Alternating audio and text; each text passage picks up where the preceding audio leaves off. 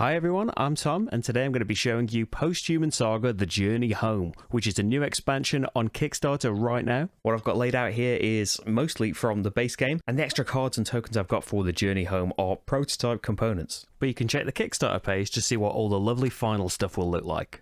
Now, The Journey Home adds tons new story, a completely new way of scoring, no more mission cards, cartographer cards, which are a new way of players scoring based on the tiles they have in their area. Now, just in case you're completely new to Posthuman Saga, I'm just going to talk quickly about the base game for a bit. And I did do a full solo playthrough that I'll link in the description if you'd like to see how a whole game plays. And if you'd just like to see what's new in the expansion, there'll be timestamps in the description and the timeline itself. So Posthuman Saga itself is set in a post-apocalyptic world where we play as characters that have been sent to venture forth and find food, ammo, supplies, new locations, settlements, followers. We can find new people. But of course, on the way, we're going to encounter a lot of danger. Over time, your settlement will grow, and along with the scout tokens that you'll get, you'll put things in certain configurations to score points and gain more resources. To complete missions, you'll want to trek on these locations, which will need you to fight human, and in this case, canine enemies, as well as mutants. Combat is resolved with a beautiful puzzly dice system that you can see in detail in my playthrough. As the game goes on, we'll continue to uncover new tiles, draw event cards that could shake things up. At a certain point, the enemies will level up and become a lot tougher, and sometimes you might reveal your own character token, which means you need to have an unpredictable encounter in the storybook. The characters all come with their own different statistics and strengths and weaknesses, and also have their own unique deck of challenge cards, which are vital for the various phases of combat and are exhausted as they're used, and are one of the main ways your character is going to get worn down over the course of the game. They also have their own unique upgrades that you can spend the XP that you have earned throughout the game on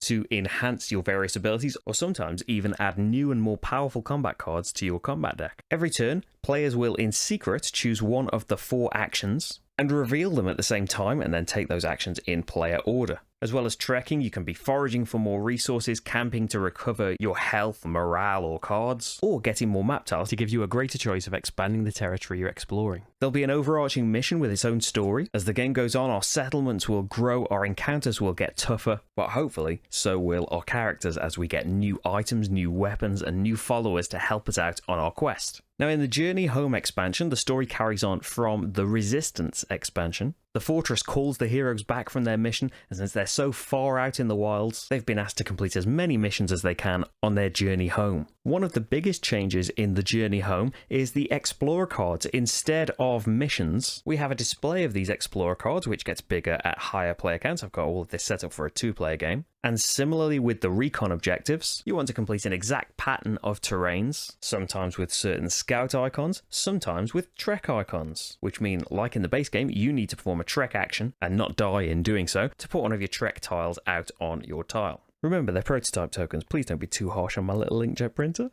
It did its best. Once you have completed the card, you take it and score the points on the bottom shown by the stars. See if it's triggered a follow-up mission. A lot of them do. So in this case here, I would score 3 points and then look for card 7B. So suddenly we would have a bit of extra story. This used to be Portman's turf. No other resistance commander was as ruthless. Even in the fortress, her name would silence the rowdiest party. Now our outpost lies abandoned, and mutants control the area. A scout tells you that Portman has turned mutant, and is leading raids against the resistance from a mountain stronghold. And then to complete 7B, we would need to perform a trek on a mountain tile, and instead of a standard enemy on that trek, we find Portman herself. You might also be told to draw a special unlock card that could turn out to be new followers or equipment. We also now have cartographer cards, which show us where our settlement tokens are going to be rather than a standard setup, and a way of scoring extra points. If at the end of the game you've got tiles in these indicated shaded spaces, you'll score an extra 3 points. You can have more tiles than these, just as long as these are filled in. And as well as these new mechanics, there is a whole new storybook with 30 new stories in it. There are 2 brand new characters, including their own minis and all of their cards. Like the storyteller who wants to recruit more followers and finds it easier to do so, and then gets more powerful for having them. And the tracker with his bladed staff, who can unlock a bigger hand size, swap the positions of map tiles in his area, and unlock martial arts, inevitably leading to the 1-inch punch. There are new recon objectives. There are new landmarks in their tokens, like the cannery. Who doesn't want to get lost in the cannery? Or the Oracle's Diner, where the scrambled eggs are so good you could lose a mutation. More enemies like the majestic goat head, and the cheeky tripod, and I'm sure even more to be unlocked over on the Kickstarter page. Again, you can see my playthrough of Posthuman Saga to hear all of my first impressions and things about it, but the short version here is I think it's a fantastic combination of theme and mood along with these Euro-y mechanisms that I love. Gordon, the designer, keeps coming up with these beautiful ways of using dice, not just in a way that you roll them and compare results, but making a very interesting and dynamic and engaging puzzle while still incorporating, their random element. You can see that in a different but equally fantastic way in his game Vengeance too, by the way. And so with the journey home, I always just like having more. I want to see more stories. I want to know how the whole story is progressing aside from our little encounters. But I love that as well as the standard story encounters, and there's going to be more of those, but we also get these kind of extra mini dynamic stories from the Explorer cards, which are a great way